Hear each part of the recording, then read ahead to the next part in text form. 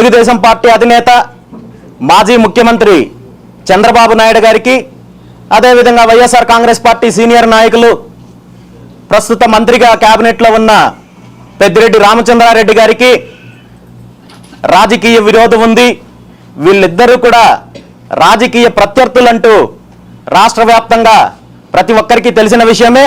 వీళ్ళు ప్రజల ముందుకొచ్చి మాట్లాడే మాటలు కావచ్చు, వీళ్ళు చేసుకునే ఆరోపణలు కావచ్చు, అదేవిధంగా ఉంటాయి. కాబట్టి నిజంగా వీళ్ళు రాజకీయ ప్రత్యర్థులనే నమ్మే పరిస్థితి ఈ రాష్ట్రంలో ఉంది. కానీ నిజానికి చంద్రబాబు నాయుడు గారు మొట్టమొదటిసారిగా ముఖ్యమంత్రి అయిన 1995 సంవత్సరం నుండి ఈ రోజు వరకు ముఖ్యంగా మా చిత్తూరు జిల్లాకు సంబంధించి రామచంద్రారెడ్డి గారికి రాజకీయంగా కావచ్చు, ఆర్థికంగా కావచ్చు, లోపాయికారిగా పూర్తిగా సహకరించింది ఎవరైనా ఉన్నారంటే అది చంద్రబాబు నాయుడు గారు అనే విషయము అందరికీ తెలుసు.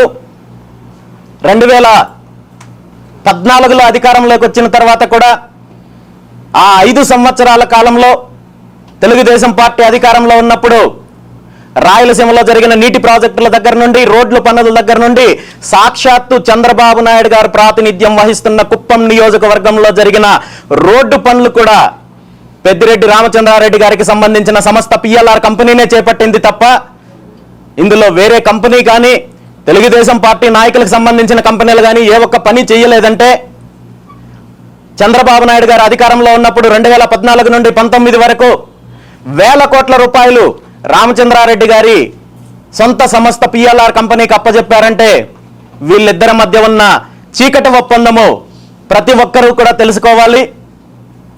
2019లో అధికారంలోకి వచ్చిన జగన్మోహన్ రెడ్డి గారి ప్రభుత్వంలో కీలకంగా ఉంటూ జగన్మోహన్ రెడ్డి గారి కంటే నేనే బలవంతుడని చెప్పుకునే మంత్రి పెద్దిరెడ్డి రామచంద్రారెడ్డి గారి మీద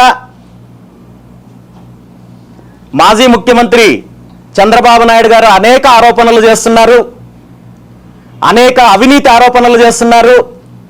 ముఖ్యంగా తను చేస్తున్న అరాచకాలపైన చాలాసార్లు మాట్లాడడం జరిగింది. పుంగనూరులో చేస్తున్న అరాచకాల మీద కావచ్చు, అన్ని రకాలుగా మాట్లాడుతున్నారు. మరీ ముఖ్యంగా పెద్దిరెడ్డి రామచంద్రారెడ్డి గారు నిర్వహిస్తున్న విద్యుత్ శాఖలో అనేక రకాలుగా అవినీతి జరుగుతోంది, వేల కోట్ల రూపాయల అవినీతి జరుగుతోందంటూ తెలుగుదేశం పార్టీ కానీ, తెలుగుదేశం నాయకులు కానీ, కార్యకర్తల వరకు ప్రతి ఒక్కరు కూడా అనేక రకాలుగా ఆరోపణలు చేస్తున్నారు.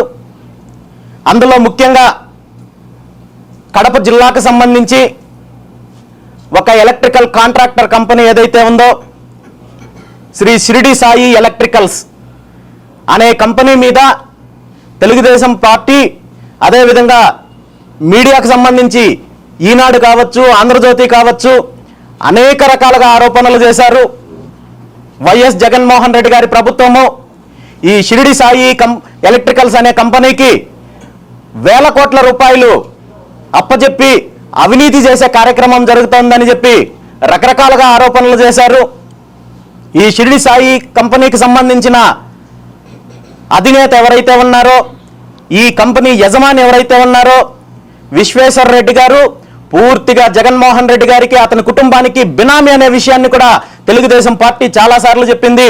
అదేవిధంగా ఈనాడు పత్రికలో చెప్పారు, ఆంధ్రజ్యోతిలో చెప్పారు, మిగిలిన పత్రికల్లో కావచ్చు, టీవీ ఛానల్లో కావచ్చు, కొన్ని వందల దీని మీద సమాచారం, వందల ఆర్టికల్స్ దీని మీద రావడం జరిగింది. వేల కోట్ల రూపాయలు అవినీతి చేశారని చెప్పడం జరిగింది. ఇదే కంపెనీకి సంబంధించిన అధినేత ఎవరైతే విశ్వేశ్వర రెడ్డి గారు ఉన్నారో 2012లో జరిగిన పులివెందుల ఉప ఎన్నికల్లో జగన్మోహన్ రెడ్డి గారికి బదులుగా డమ్మీ నామినేషన్ వేసిన విషయం కూడా అందరికీ తెలుసు. అలాంటి కంపెనీ ఈరోజు ఎన్నికలకు సంబంధించిన డొనేషన్స్ విషయంలో, పార్టీలకు అందించే విరాళాల విషయంలో కేంద్ర ఎన్నికల సంఘము పారదర్శకత ఉండాలని చెప్పి ఎలక్ట్రల్ బాండ్స్ రిలీజ్ చేసే కార్యక్రమం చేస్తే ఇదే షిరిడి సాయి ఎలక్ట్రికల్స్ అనే కంపెనీ తెలుగుదేశం పార్టీ అన్ని రకాలుగా వేల కోట్ల రూపాయలు అవినీతి చేశారు, మాకు అధికారంలోకి వస్తే మేము ఈ అవినీతినంతా కక్కిస్తామని చెప్పుకునే తెలుగుదేశం పార్టీ నాయకులకు, తెలుగుదేశం పార్టీకి నేరుగా ఎలక్ట్రల్ బాండ్ల రూపంలో 40 కోట్ల రూపాయలు నేరుగా తెలుగుదేశం పార్టీకి ఇచ్చే కార్యక్రమం జరిగింది అంటే ఈ రాష్ట్రంలో ఏం జరుగుతోందనే విషయాన్ని ఈ రాష్ట్ర ప్రజలు గుర్తించాలి. ఏ పార్టీ అధికారంలో ఉన్నా అవినీతి గురించి మాట్లాడుతున్నారు, అవినీతి గురించి పోరాటం చేస్తున్నామంటున్నారు. కానీ రాష్ట్రంలో జరుగుతున్న అవినీతిలో మాత్రం ప్రతి పార్టీకి వాటా ఉంటుందనే విషయాన్ని ఈరోజు ఈ రాష్ట్ర ప్రజలు గుర్తించాలి.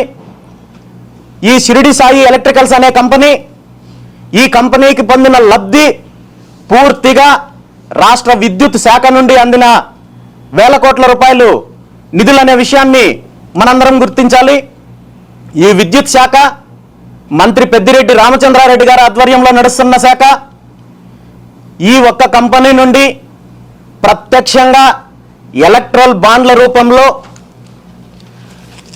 40 కోట్ల రూపాయలు ఈరోజు నేరుగా తెలుగుదేశం పార్టీ అకౌంట్లోకి అందాయి అంటే ఈ పార్టీలు ఈ రాష్ట్రంలో జరుగుతున్న అవినీతిలో పూర్తిగా అధికారంలో ఉన్న పార్టీకైనా ప్రతిపక్షంలో ఉన్న పార్టీకైనా వీళ్ళకు భాగస్వామ్యం ఉంది.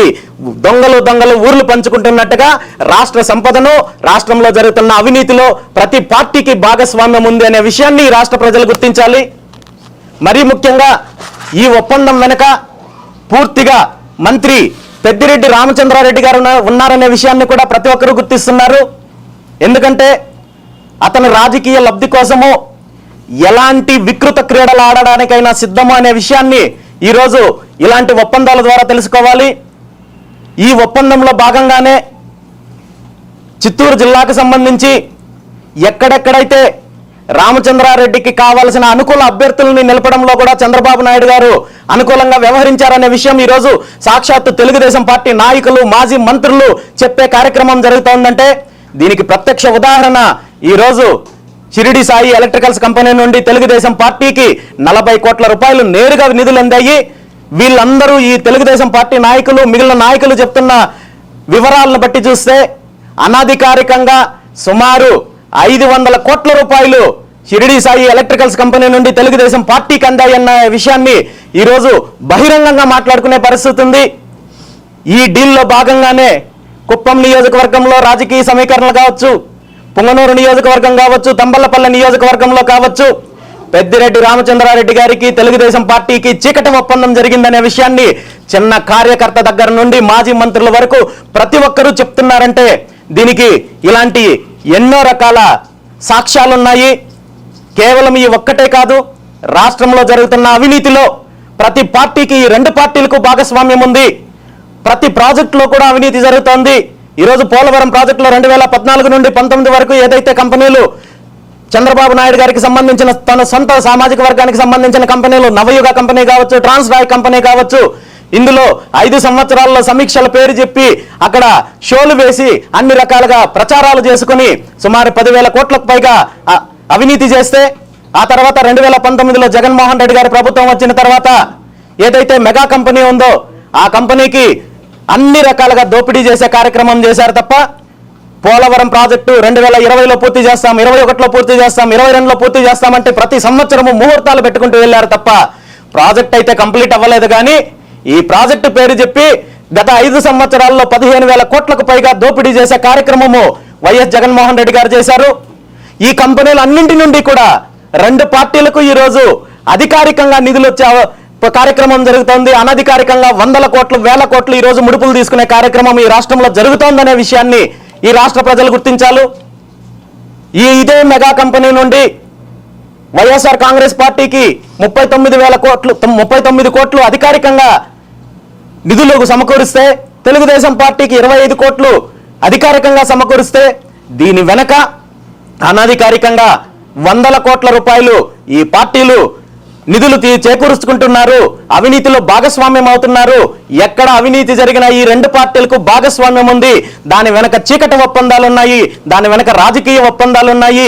మరీ ముఖ్యంగా చిత్తూరు జిల్లాలో ఏదైతే నియోజకవర్గాల్లో ఇప్పుడు జరుగుతున్న అభ్యర్థుల ఎంపికలో కావచ్చు, అదేవిధంగా చీకటి ఒప్పందాల గురించి కావచ్చు, అన్ని రకాలుగా ప్రజలు, సాధారణ కార్యకర్త దగ్గర నుండి నాయకుల వరకు, మంత్రుల వరకు ప్రతి ఒక్కరికి బహిరంగంగా మాట్లాడుకునే పరిస్థితి ఉంది. వీళ్ళ చీకటి ఒప్పందాల వల్ల, వీళ్ళు చేస్తున్న వికృత రాజకీయ క్రీడల వల్ల సామాన్య ప్రజలు నష్టపోతున్నారు. ఈ పార్టీల్లో ఉన్న కార్యకర్తలు మోసపోతున్నారు, కేసులు పెట్టించుకుంటున్నారు, జైలుకి వెళుతున్నారు, ఇళ్లలో నుండి లాక్కొని వెళ్ళి ఎన్నో రకాలుగా పుంగనూరు నియోజకవర్గంలో అన్ని పార్టీలకు సంబంధించిన నాయకులు, కార్యకర్తలని, సాధారణ ప్రజలను, రైతులను వేధించి మంత్రి పెద్దిరెడ్డి రామచంద్రారెడ్డి గారు అరాచకాలు చేస్తే గత 5 సంవత్సరాల నుండి ఇదే మంత్రి పెద్దిరెడ్డి రామచంద్రారెడ్డికి సంబంధించిన కంపెనీల నుండి నేరుగా తెలుగుదేశం పార్టీ ఎన్నికల నిధులను ఈ రోజు తీసుకునే పరిస్థితి, చీకటి ఒప్పందాల ద్వారా 100 కోట్ల రూపాయలు ఈ రోజు చేతులు మారే పరిస్థితి ఉందంటే ఈ రాష్ట్ర వ్యాప్తంగా కూడా ఇదే వాతావరణం ఉంది, ఇదే అవినీతి జరుగుతోంది, ఇదే అవినీతి భాగస్వామ్యం జరుగుతోంది. ఈ 2 పార్టీలు గత 10 సంవత్సరాల నుండి సుమారు 10 లక్షల కోట్ల రూపాయలు ఈ రోజు అవినీతి చేశారు. అన్ని రకాలుగా ప్రాజెక్టుల పేరు చెప్పి, పథకాల పేరు చెప్పి, భూముల పేరు చెప్పి, ఇండస్ట్రీస్ పేరు చెప్పి ఈ రాష్ట్రాన్ని దోపిడీ చేశారు తప్ప ఈ రాష్ట్రంలో ఏ ఒక్క వర్గానికి మంచి చెయ్యలేదనే విషయాన్ని ఈ రాష్ట్ర ప్రజలు గుర్తించి ఈ రాష్ట్రంలో ఒక ప్రత్యామ్నాయ రాజకీయ దిశగా, ప్రజా రాజకీయం దిశగా ఈ 2 పార్టీలు చేస్తున్న దోపిడీ మీద, ఈ దోపిడీని అరికట్టడానికి, అవినీతి అరికట్టడానికి, అన్ని వర్గాల ప్రజలకు మంచి చేయడానికి మీ ముందుకు వస్తున్న భారత చైతన్య యువజన పార్టీని ఆదరించాలని కూడా ఈ సందర్భంగా రాష్ట్ర ప్రజానీకాన్ని కోరుకుంటూ సెలవు తీసుకుంటున్నాను.